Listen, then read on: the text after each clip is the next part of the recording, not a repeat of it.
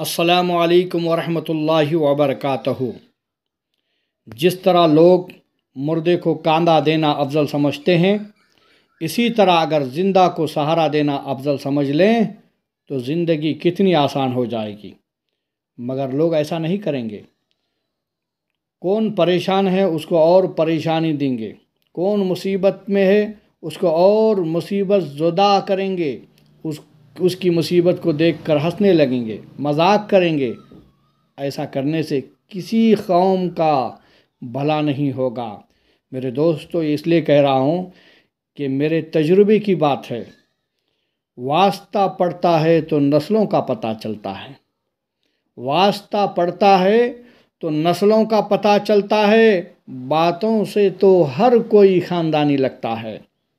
میرے دوستو، بہت ہوشیار رہیں، قوم سے بہت ہوشیار رہیں۔